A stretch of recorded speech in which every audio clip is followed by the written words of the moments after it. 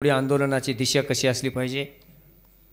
या आंदोलनाला ज्याची बीपी जास्त वाढली, ज्याला शुगर आहे, ज्याला लय रोगी माणूस आहे, त्याला आणून इथं बसवायचं, ध्यानात ठेवा हे। आणि सगळ्या म्हाताऱ्या माणसाने लक्षात ठेवा, घरी सडून मरण्यापेक्षा इथं येऊन समाजासाठी लढून मरायचं। इतिहासात तुमचं नाव अजरामर होणार आहे। हां, उगं पोराच्या लाता कान पोरीचं बोलून घ्या, सुनं होते बोलून घेण्यापेक्षा इथं येऊन सन्मानानं राहा, खरंच तुमचं नाव नक्की जिवंत राहणार आहे। पुढचं आंदोलन कसं असेल एवढं नक्की की ते सरकारला परवडणारं नसेल। पोलीस यंत्रणा कोलमंडून पडेल, वैद्यकीय व्यवस्था कोलमंडून पडेल। पोलीस स्टेशनला जाऊन निवेदन द्यायचं, मी माझ्या सर्वे नंबर 27 मध्ये आमरण उपोषणाला बसत आहे। किती? सर्वे नंबर 27 मध्ये। तिथं एक पोलीस देणं पोलीस स्टेशनची जबाबदारी आहे। प्रकृती खालावली तर डॉक्टर ठेवणं पोलीस शासनाची जबाबदारी आहे। आम्ही हिंस्र आंदोलन का करत नाही हे सांगतोय। तुकाराम महाराजांकडून आम्हाला सत्याग्रहाची शिकवण आलेली आहे आणि ती पुढे चालावं याच्यासाठी आम्ही शांततेच्या मार्गाने आंदोलन करतोय। आमचा पाऊल अजून मुंबईत पडलेला नाही आणि मला वाटते मुंबईत यायची वेळ आम्हाला शासनानं येऊ देऊ नये आणि न येऊ देणं हे शहाणपणाचं राहील। यायला असं वाटालंय की तुमचा निर्णय होईपर्यंत आमचं सरकारच राहीना असं यायला वाटालंय। पण आमचं म्हणणं असं आहे, सरकार नाही गेलं तर राज्यपाल तरी राहील। कारण राज्यपाल म्हणजे तुम्हीच हा ना। राज्यपालच्या खांद्यावर बंदूक ठेवून तुम्हीच सकाळी 6 वाजता शपथ घेतली की नाही। आमचं म्हणणं आहे, सन्माननीय प्रधानमंत्री साहेब एका दिवसात या देशातल्या नोटाचा तुकडा करू शकतात, करतात की नाही। आज रात 12 बजे तक 1000 रुपये की नोट रद्दी हो जाएगी, करू शकता ना। मग तुम्हाला मराठ्यांना आरक्षण देणं अवघड आहे का? तुम्ही पहाटे लोक तोंड धुवालेत आणि तुम्ही शपथविधी घ्यायला राव। आम्ही बघाल्या आणि रविवार कार्यतत्पर राज्यपाल रविवारी येऊन सकाळच्या 6 वाजता शपथविधी देतोय आणि आमचे मंत्री शपथ घेतात। 3 पक्षाचं एका ठिकाणी येऊन सरकार बनतं हे तुम्ही करू शकता। मग आमच्या आरक्षणासाठी तुम्हाला येळ का नाही हा आमचा तुम्हाला प्रश्न आहे। आणि याच्या पुढे नुसता प्रश्न असणार नाही, तुमच्याकडून उत्तर घेणार आहोत। आमदार असाल की खासदार असाल, आता आम्हाला काही देणं घेणं नाही। कारण ही लढाई भांडवलदार सरंजामदार विरोधात सामान्य गोरगरीब शेतकरी कष्टकरी अशी ही लढाई आहे। बलाढ्य अमेरिकेला जसं व्हिएतनामनं हरवलं तसं बलाढ्य सरकारला या देशातला गरीब माणूस हरवणार आहे याची खात्री आम्ही बाळगून आहोत। आम्ही आता नुसतं एसीला सांगून ठेवलंय, उद्या रेल्वे मुंबईला जाईल की नाही आम्ही खात्री देऊ शकत नाही। मुंबईच्या माणसाला भाजीपाला दूध मिळेल की नाही याची खात्री आम्ही देऊ शकत नाही। आम्ही नुसते जर रस्त्यावर नांदेडात जाऊन बसलो तर नांदेड पूर्ण बंद करू शकतो एवढी आमच्या ताकद आहे। पण आम्हाला माहीत आहे लोकाला वेटीस धरून आरक्षण मिळवणे आमचा उद्देश नाही। आम्हाला हक्काचं आहे, सन्मानाने घ्यायचं आहे आणि ते सनदशीर मार्गाने घ्यायचे आहे। ते तुम्ही ते गाणं म्हणल्या बघा, कोणाच्या की छातीवर बसतो म्हणून। आता ते छातीवर बसल्यावर वाचल काय आपण? आणि मनुष्यवधाचा गुन्हा आपण कशाला फुकट घ्यायचा? म्हणून छाती याला कशा, आणि मुळात सांगतो तुम्हाला, तुम्ही ज्याच्या छातीवर बसतो म्हणला का नाही त्याला छातीच नाही हो। अरे छाती मर्दाला असते की नाही, याला कुठं छाती आहे? म्हणून मित्र हो, आता आपलं ठरलंय। तुकाराम महाराज म्हणतात, कोणाला राग येऊ कोणाला लोभ येऊ, आपलं ठरलंय। आपण लढणार आहोत आणि आपण सत्य लोकाला सांगणार आहोत। गावागावातल्या सगळ्या, मला इथं छान माहिती मिळाली, आमचे मुसलमान बांधव सुद्धा येऊन उपोषणाला बसणार आहेत। जरूर बसा बांधवांनो, तुमच्यावर ज्या वेळेला येईल त्यावेळेला मराठा म्हणून आमचे सगळे बांधव तुमच्या सोबत असतील. तुम्ही आम्ही एका विचाराचे आहोत, एका मातीचे आहोत. कारण ज्या ज्या वेळेला या देशावरती संकट आलं त्या वेळेला तुम्ही आम्ही आणि एका ताकदीनं आपण लढलोय. मला माहीत आहे छत्रपती शिवाजी महाराजाचं अस्सल आणि ओरिजिनल असणारं चित्र एका मीर महमद नावाच्या मुसलमानानं काढलं आणि म्हणूनच ते आम्हाला शिवाजी महाराज बघायला मिळालेलं आहे. हे तुमचे आमच्यावर उपकार आहेत, आम्ही नाही विसरू शकत. आलं लक्षात. आणि म्हणून मी मनापासून त्या ठिकाणी अभिनंदन करतोय. याईनं बकळ पहिल्यांदा सदावर्तेसारख्या बगलबच्च्याला सोडून मराठा बौद्ध भांडण लागते काय बघले, ते भांडण जमलं नाही. पुन्हा त्या ठिकाणी मुसलमानासंग भांडण लागते काय ते बघले, ते जमलं नाही. आता सगळ्या लोकांना कळालंय की आपला दुश्मन कोण आहे ते. मला एकानं कॉल केला आणि त्यानं म्हणला की तुमच्यासाठी मराठ्यासाठी सरकारनं काय काय केलंय हे मी तुम्हाला सांगू का. मी म्हणलो तू कोणाचा कार्यकर्ता आहेस. त्यानं म्हणला मी शिवप्रतिष्ठानचा संभाजी भिडेचा कार्यकर्ता आहो. मला दिशा कळाली. मी म्हणलं ते 32 मन सोन्याचा हिशोब कुठं आहे आधी सांग. जे आमच्या मराठ्याकडून शिवाजी महाराजाचं 32 मन सोन्याचं सिंहासन उभं करण्यासाठी भिडेनं पैसा गोळा केलाय, त्या पैशाचा हिशोब कुठं आहे आणि ते सिंहासन कुठं आहे हे सांग, नाही तर तोंड फोडील म्हणून सांगलं. त्यानं फोनच बंद केला. अशी ट्रोलिंग चालू होते. घाबरायचं कारण नाही, कारण हे असं करतच असतात. याच्यापुढे कदाचित तुम्ही लावलेले बोर्ड फाडल्या जातील, जरांगेची फोटो फाडल्या जाईल. त्यांना माहीत आहे की लोक चिडावं आणि काहीतरी करावं असा यायचा उद्देश आहे. मराठी अजून शांत कसे, त्यांना प्रश्न पडलाय. आणि आम्हाला माहीत आहे शांततेत जी ताकद आहे ती क्रूरपणात नाही. आम्ही शत्रूला लढवतो. शस्त्रबळावरच्या लढाईपेक्षा त्या ठिकाणी बुद्धिबळाची लढाई अतिशय महत्त्वाची असते. आणि म्हणून तुकाराम महाराज म्हणाले, तुका म्हणे येते खऱ्याचा विकरा न सरती येरा खोट्यापरी. तुम्ही हे आंदोलन अतिशय नेटानं चालवलंय, इथून पुढेही नेटानं चालवणार आहात. तुमचं गाव त्या रोडला असतं तर लई मजा आली असती. हां, थोडं मध्ये झाले पण असू दे, हरकत नाही. मधले गावही बऱ्याच वेळेला कामाला येतात. येतात की नाही. कधी मोठा माणूस कामाला येते, कधी छोटा माणूस कामाला येते. जरांगे साहेबाचं पाटलाचं वजन किती आहे? 35 किलो. शाब्बास, 35 किलो वजनाचं महत्त्व काय असतंय हे भुजबळाला नाही कळायचं. म्हणून सांगतोय शिवाजी महाराज ज्या वेळेला नाही कुतुबशहाला भेटायला गेले त्यावेळेला कुतुबशहानं शिवाजी महाराजाला विचारलं तुमच्याकडे हत्ती किती आहे. शिवाजी महाराज म्हणले माझ्याकडे एकही हत्ती नाही. आमच्या हत्तीबरोबर तुम्ही द्या म्हणले तुमचा हत्ती असला तर. म्हणून चौताळलेला हत्ती कुतुबशहानं सोडला. शिवाजी महाराजांना आपल्या अतिशय कमी उंची असणाऱ्या येसाजी कंक नावाच्या सरदाराकडे नुसती नजर टाकली. 3.5 फुटाचा येसाजी कंक पिसाळलेल्या हत्तीच्या पाठीमागून गेला, शेपटी पकडली, हत्तीच्या पाठीवर गेला आणि हत्तीची सोंड तोडून टाकली, हत्तीला जाग्यावर खतम केलं. छत्रपती शिवाजी महाराजांना सांगितलं मला असले एवढाले तुमच्यासारखे हत्ती पोसायची गरज नाही.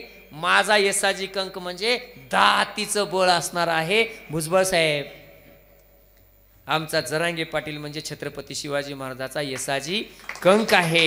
आम्हाला तुमच्या हत्तीची गरज नाही. आम्हाला पैशाचा सुद्धा भुजबळ साहेबांनी हिशोब विचारलाय. तुम्ही पैसे कुठून आणले ते काय हो साहेब, काय बोलता तुम्ही. तुमच्या गावाला पैसे आलते का कोणी या म्हणून? अहो आमच्या घामाचे पैसे खर्च केलेत आम्ही, आमच्या निडळाचे आम्ही पैसे खर्च केले आणि तुम्ही आम्हाला हिशोब विचारता. म्हणजे उलटा चोर कोतवाल को सो चूहे खाके बिल्ली चली गई. हा साहेब तुमच्याकडं 7,000 कोटी कुठून आले हो? तुम्ही एक भाजी विकणारे साधे होतात. तुमच्याकडे एवढे पैसे कुठून आले? आणि तुम्ही महाराष्ट्र सदनात काय काय दिवे लावले तर त्याचा उजेड काय काय पडलाय हे आम्हाला सगळ्याला माहीत आहे. आणि तुम्ही कसं आहे, तुमचंच घर काचाचं आहे आणि तुम्ही आमच्या घरावर धोंडे मारायला विचार करायचा. आमचं म्हणणं आहे की तुम्ही आम्हाला हिशोब विचारायच्या भानगडीत पडू नका. तुमचं काय आहे ही आम्हाला सांगा. तुमचे कॉलेज किती आहेत? हिशोब आहे आमच्याकडं. तुमचे कॉलेज किती आहे, तुमचं काय काय आहे. आणि एक सांगतोय, छगन भुजबळ हा ओबीसीचा नेता नाही, माळी समाजाचा सुद्धा नेता नाही, हा त्याच्या कुटुंबाचा नेता आहे. कारण मुंबई राष्ट्रवादी काँग्रेसचा अध्यक्ष करत असतेवेळी यांनी ओबीसीच्या इतर नेत्याचं नाव सांगण्यापेक्षा स्वतःच्या पुतण्यालाच मुंबईचा अध्यक्ष केलं. म्हणून आमचं म्हणणं आहे, तुम्ही कुटुंबाचे नेते आहात आणि तुम्ही प्रत्येक ठिकाणी ब्लॅकमेल करून लाटलेलं आहे. आधी ठाकरेला ब्लॅकमेल केलं, नंतर मोठ्या पवाराला ब्लॅकमेल केलं, आता छोट्या पवाराला ब्लॅकमेल करून हा कधी पेशवाईच्या आश्रयाला जाईल हे सांगता येत नाही. याचा धाक अजित पवाराला बसला आणि त्याला डेंगूच झाला. झाला की नाही बघा, त्याला डेंगूच झाला. कमाल वाटते. आणि ते अजित दादा काल म्हणाले, मिले चापेचा माणूस नाही. काय दादा, अरे काय सांगावं तुम्हाला, ज्या ज्या वेळेला महाराष्ट्रावर संकट येते त्या त्यावेळेला तुम्ही एकतर नॉट रिचेबल राहता, नाहीतर काय राहते, नाहीतर बिमार पडता की नाही. अरे समाज इकडं बिमार पडलाय. मी त्या राजेश टोपेचं अभिनंदन करतो मनापासून, कारण माय बिमारण हा माणूस कामात होता. मला काय तो सोयरा नव्ह, बरं आपलं ठरलंय, श्रीमंत आपला कोणी सोयरा नाही. पण कसं आहे, शिवाजी महाराज काय केले आणि तुम्ही काय केल्या. म्हणून आमचं म्हणणं आहे साहेब, मी मागच एका कीर्तनात सांगलंय, तुमच्या पोराला जमून तुम्ही खासदार करा. भरही त्याला मराठी येत नसेल तरी त्याला खासदार करा, आमचं काही म्हणणं नाही हो. पण आमच्याही पोराला आरक्षण द्या ना. आम्ही काय मागतोय, आमच्याही पोराला आरक्षण द्या. आणि नाही असेल तर आम्ही तुमचा बारामतीत हिशोब पूर्ण केल्याशिवाय सोडणार नाही. आम्ही ठरवलंय, कारण तुम्ही ठरवलं असेल, आम्ही ठरवलंय. हे म्हणतात गरीबाला धक्का लागू देऊ नये. आम्ही म्हणता पवार साहेब, उद्या सुप्रियाताई उभा टाकल्या की तुम्ही म्हणा की माझी सुप्रियाला निवडून दिलं तर गरीबाला धक्का बसते, म्हणून माझ्या सुप्रियाला निवडून देऊ नका. सोपं आहे गणित, आहे का नाही. लय सोपं गणित आहे. आणि म्हणून मित्र हो, आता आपल्याला ही लढाई फक्त नेटानं लढवायची आहे. एकच आपल्याला धोका आहे, एकच, सगळ्यात मोठा, फूट. आपल्यात फूट पडू द्यायची नाही. नाहीतर काय होतंय, बाजारात नेलेलं ते आलूचं पोतन त्याला बांधलेले असते दोरी, ते सोडलीन पोत वर गेलं की काही हा गिरेन काही असं होतंय. आत्ता फक्त अवघड कोणाला वाटालंय, मराठे त्यांच्यातला सगळा अंतर्भेद विसरून, गट तट विसरून एका झेंड्याखाली आलेत. हे सगळ्यात मोठं दुखणं पुढाऱ्याला झालंय. त्याला माहित होतं हे कधी एका जागी येऊ शकत नाहीत. एक बेंबीच्या देठापासून सांगत होते, 10 वर्षाखाली माझं एकासाठी भांडण झालं. ते मला महाराज काय तुम्ही किती बी म्हणला, मराठी एका जागी येतच नाहीत.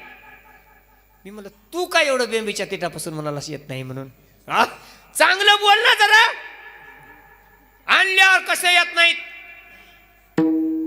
आज आम्ही सिद्ध केले, मराठे एका झेंड्याखाली येऊ शकतात, 12 बलुतेदाराला सोबत आणू शकतात. आणि मराठा बडा, मराठा खडा तो सरकार से बडा. मोदी साहेब, तुम्हाला आम्ही शिर्डीला येऊ दिले, मराठा आरक्षणावर बोलताल काय की म्हणून येऊ दिले. याच्या पुढे तुम्ही महाराष्ट्रात विमान उतरून बघा. आलं काय लक्षात? याच्या पुढे तुम्ही महाराष्ट्रात विमान उतरून बघा. आम्ही एक बार तुमची गय केली, पण ते मुनगुंटीवार म्हणालो काय मोदी साहेब एवढे छोटे आहेत का म्हणलं मराठ्याच्या आरक्षणावर बोलायला. छत्रपती का आशीर्वाद. मराठे तुम्हाला छोटे दिसालेत.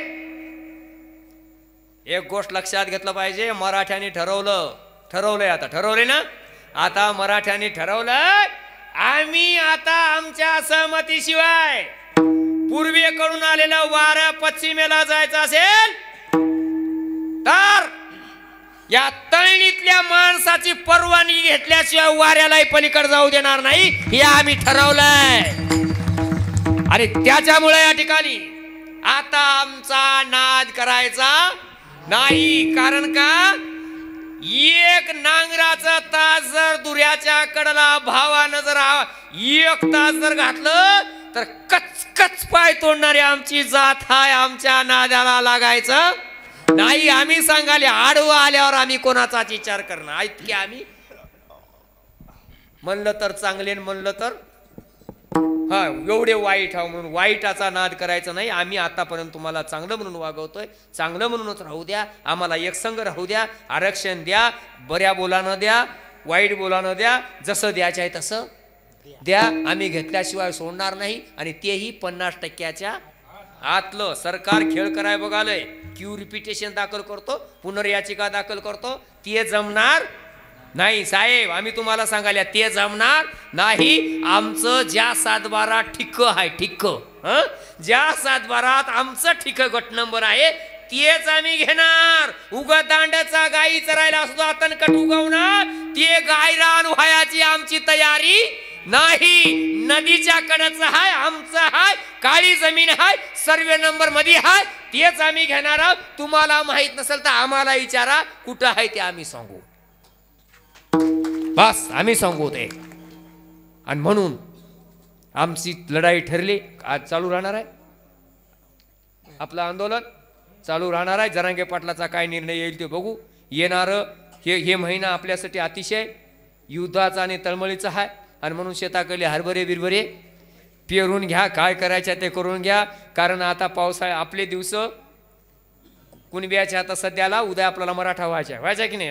मुंबईला जाताना आपल्याला काय व्हायचं आहे, मराठा व्हायचा आहे. सध्या आपण कोण आहोत, आता आपण कुणबी आहोत, उद्या काय व्हायचं आहे, मराठा व्हायचा आहे. म्हणून कुणब्यानं कुणब्याच्या कामं येळेवर करे पाहिजेत. कारण कुणब्याच्या घरी पिकलं तर सगळ्याला खायला मिळतंय. कुणबी शेंड्यावर शाणा असतो. पहिल्याचे लोक म्हणतात 2 दाट जर कोळप्यानं हांतावळी जर गेलं तर असं म्हातारा माणूस म्हणत गेले, कुणब्याला जन्मलास की म्हणत गेले की काका. हे आमच्या बोली भाषेचं म्हणणं आहे. आणि म्हणून आमचं सरकारला म्हणणं आहे, तुम्हाला पुरावे शोधायचे असतील गावगाड्यात या, आम्ही कोणते शब्द वापरतो त्याच्यावर संशोधन करा आणि तुम्हाला काय निर्णय लावायचे आहे ते लावीत बसा. आम्ही कुणबी आहोत, कुणबीच राहणार आणि कुणबी म्हणूनच आरक्षण घेणार. ज्याला घ्यायचं नसेल त्यानं नको घेऊ, आम्ही कुणबी म्हणूनच घेणार आहोत. कारण कुणब्याच्या पोरा आता लढायला शिक, हा आमचा बाण आहे. कुणबी पेटलाय, हातात नांगराचं गर्व धरलंय आणि हाडीस आम्ही तयार ठेवलाय. आता ज्याला आमच्याशी संघर्ष करायचा आहे त्यानं जरूर आलं पाहिजे. आम्ही सन्मानानं लढाई करणार आहोत, कायद्यानं लढाई करणार आहोत. जमलं तर जमलं, नाही तर कशीही लढाई करणार आहोत, पण आरक्षण घेणारच आहोत. कारण तुका म्हणे येते खऱ्याचा विकरा, न सरती ये रा खोट्या परी, कासयाचा बाधा एकाच्या अनुरूपी, काय व्हावे कोपे जगाची या विठोबा रखुमाई. हरे विठोबा रखुमाई, विठोबा रखुमाई, विठोबा रखुमाई.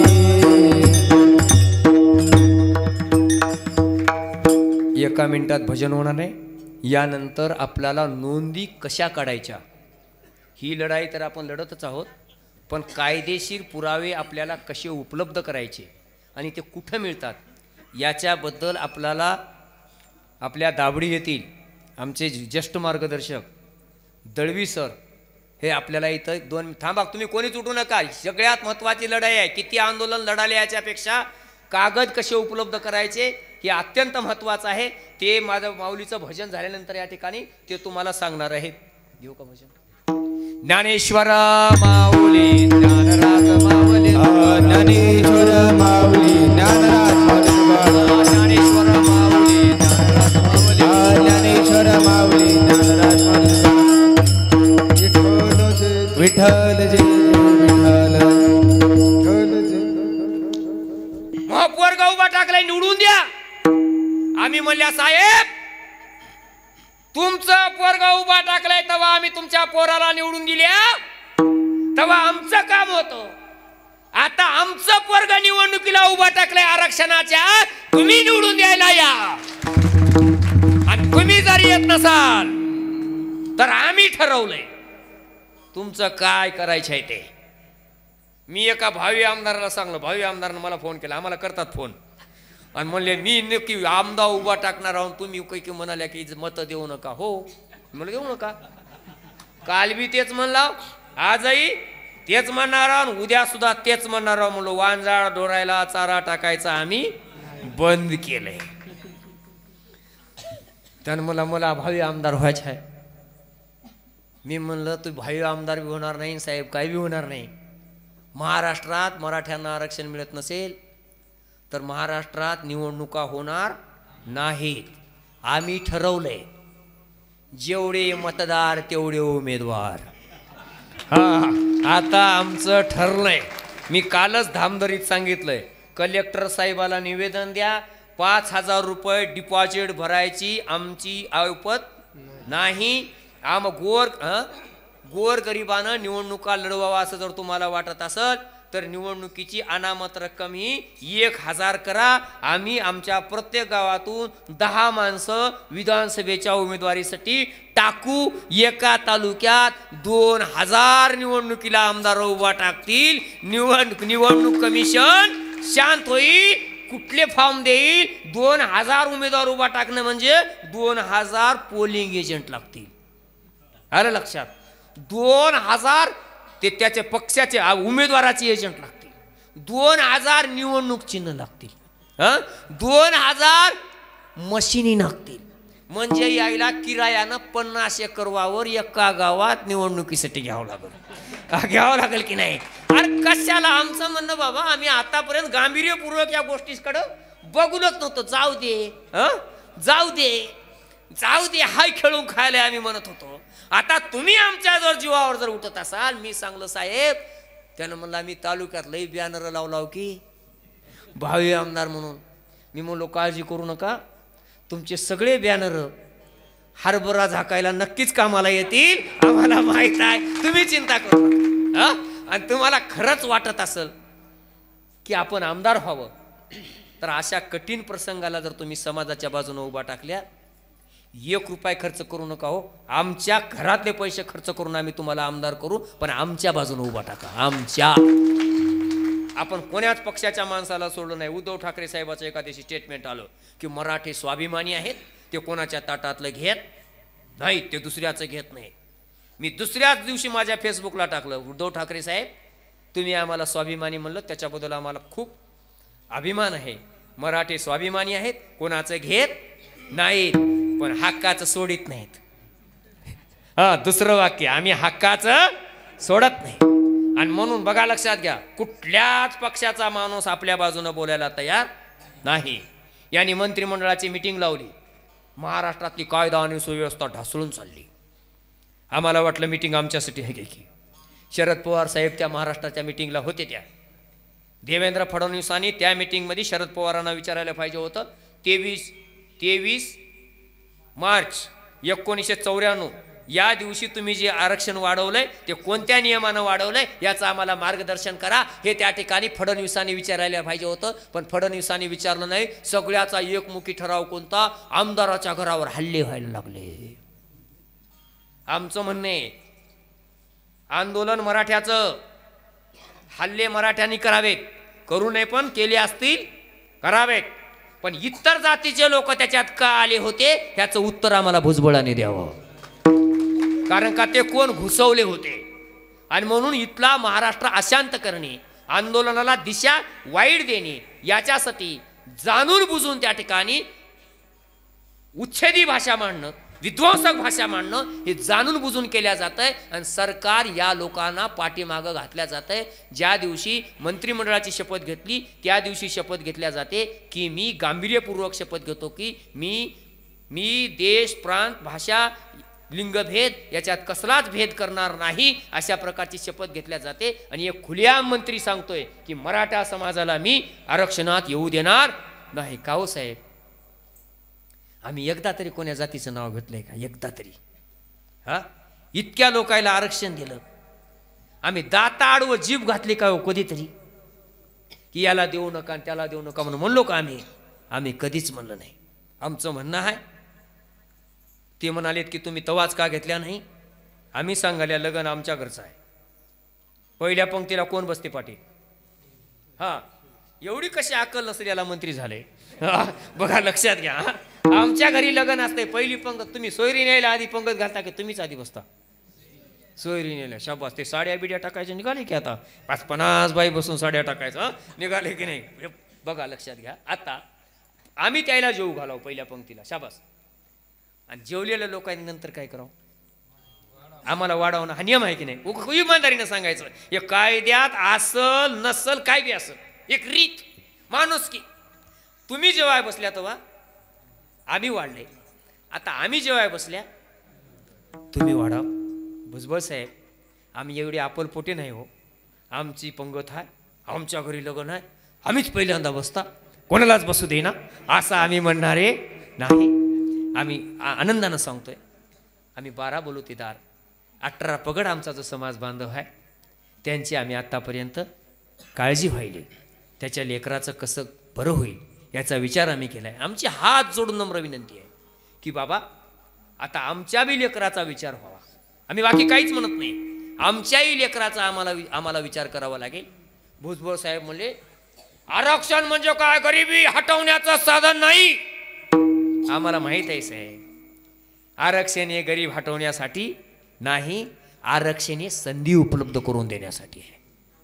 ते म्हणले उद्योगात जा. होय हो साहेब, उद्योगात जायला सुद्धा पहिल्यांदा शिक्षण घ्यावं लागतंय. शिक्षण घेतल्याशिवाय टेक्निकलपणा येत नाही आणि टेक्निकलपणा आल्याशिवाय उद्योग करता येत नाही. आणि म्हणून काही लोक म्हणतात बरोबरी, आरक्षण हा बरोबरीचा विषय नाही, आरक्षण हा संधीचा विषय आहे. आणि म्हणून मराठे संधी मागतायत, ती हक्काची आहे म्हणून मागतायत.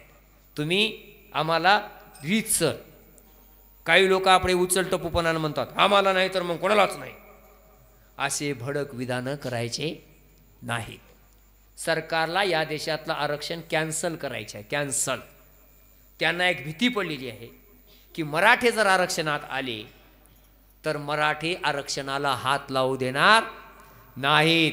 कारण आम्ही आता या आरक्षणाच्या गाडीत बसला, या गाडीची काळजी घेणं आमची जबाबदारी आहे, हे सरकारचा भेव आहे. आणि म्हणून सरकार म्हणतंय यांना आरक्षणात घ्यायचं नाही. फडणवीस साहेब, आम्ही म्हणाल्या उग आमच्या जातीच्या लेकराच्या ताटात विष कालवायचं काम करू नका. तुम्ही तुमच्या पक्षाला आमच्या विरोधात चेतना यात्रा काढायला लावली, आम्ही विसरलो नाही. चेतना यात्रा काढायला लावली, तुम्ही आमच्या आरक्षणाला पाठिंबा द्यायला आला नाहीत. आणि आम्ही अजितदादा पवार, शिंदे साहेब, फडणवीस साहेब, आम्ही तुमचं चोरून बोललेलं ऐकिलंय. आम्ही तुमचं चोरून बोललेलं ऐकिलंय. बोलून मोकळं व्हायचंय. Yes yes yes. आणि हा काय म्हणतो, म्हणजे चोरी कशी करावी जास्त अक्कल कोणाला आहे? आम्ही ऐकिलंय, पापाची पायली भरली की पायली उलटते. सरकारच्या कपटी कारस्थानाची पायली भरली. मी ज्या कोणी मीडियावाल्यानं यांची ही क्लिप व्हायरल केली त्याचं मनापासून या ठिकाणी मी पाया पडून ऋण व्यक्त करतोय. कारण पत्रकार असाच असला पाहिजे, याच्या पापाचे चव्हाटे रस्त्यावरती काढले. आणि म्हणून तुम्ही देना गेल्यावर आम्हाला कळालंय तुम्ही बोलून मोकळं व्हायचं आहे आणि आम्ही ऊसाच्या धांड्यानं सोलून मोकळं होणार आहोत, एवढं पक्का आहे लक्षात आलं पाहिजे. कारण आता आम्ही ठरवलंय आमच्या हातात वक्राचं रुमणं, नांगराचं कर्वच म्हणतात ना. कारण मी काय पुण्याहून आलो नाही. आपण दिवसभर शेती करतो आणि रात्री कीर्तनाला येतो, म्हणून आपल्याला या सगळ्या गोष्टी माहिती आहेत. नाहीतर काय तुम्ही एखाद्या विचारा महाराजाला शेव कशाला म्हणतात आणि करळ कशाला म्हणतात ते. आणि मग अभंग म्हणते बरा झालो कुणबी केलो. तुला शेव करळ कळतंय का? ज्या दिवशी या देशामधल्या कीर्तनकाराचं शेतीशी नातं तुटलं म्हणून आमच्या शेतकऱ्यावरती अवकळ आलेली आहे. आमच्या शेतकऱ्यांनी, कीर्तनकारांनी शेतीविषयी जर बोललं असतं तर हा प्रश्न निर्माण झाला नसता. 750 अभंग शेतीबद्दल तुकाराम महाराजाच्या अभंगाच्या गातेत आहेत. मडे झाकून या करती पेरणी कुणबी याचा वाणी लवला हो, हा अभंग संत तुकाराम महाराजांनी गाथेमध्ये वापरलेला आहे. आणि म्हणून आम्ही कुणबी आहोत, कुणब्याचा वाटा आम्हाला मिळाला पाहिजे. काही लोक म्हणतात आम्ही 96 कुळी आहोत. आता मला काय याच्यावर सविस्तर बोलायला वेळ नाही. 96 कुळी कशाला म्हणतात, 92 कुळी कशाला म्हणतात, 5 कुळी कशाला म्हणतात, याचं रेकॉर्ड ना कोण्या कीर्तनकाराला माहीत आहे ना कोण्या राजकीय पुढाऱ्याला माहीत आहे. याचा अभ्यास आम्ही गरज पडते म्हणून केलाय. 96 कुळी कशाला म्हणतात, पंचकुळी कशाला म्हणतात आणि 92 कुळी कशाला म्हणतात. आणि म्हणून बरं झालंय, मला एक वाटालंय, आरक्षणाच्या निमित्तानं महाराजही उघडे पडले आणि पुढारी बी उघडे पडले. लाईन निक्का झालं. तुम्ही एखाद्या कीर्तनकाराला सांगा की 100% तुम्ही आरक्षणावर कीर्तन करा म्हणून, बघू कोणी मायेचा लाल येते काय. कारण यायला कधी गरजच पडली नाही ना आरक्षणावर बोलायची. यायनं काय बोललं, धर्मासाठी पेटून उठा, जळून मरा, खाकवा. आमचं म्हणणं आहे, आमचे पोरं धर्मासाठी पेटले, उठले, मेले, रडले. अरे एक तरी माणूस आमच्या आरक्षणाच्या वेळेला, एक तरी संघटना आम्हाला पाठिंबा द्यायला आली का? आमचं म्हणणं आहे, आमच्यासाठी आलं कोण? आमच्यासाठी मुसलमान भाऊ आला, त्यानं आम्हाला पाणी पाजलं. आमच्यासाठी आलं कोण? 10 म्हणजे किती, 1000 कट्ट्याची खिचडी ज्यानं आम्हाला खाऊ घातली, ज्यानं आमचे रात्रीच्या गैररात्री आमच्या सराटीला जाणाऱ्या माणसाचे पंक्चर काढले गाडीचे. एवढंच नाही, गाड्याचे इंजिन जाग्यावरती दुरुस्त करून दिले. त्या मुसलमान समाजाचे आम्ही ऋणी आहोत. मला महाराष्ट्रातून कमीत कमी 10,000 फोन आले की असले कीर्तन लोकांपर्यंत गेले पाहिजेत म्हणून. नाही तर तुम्ही काय केलं?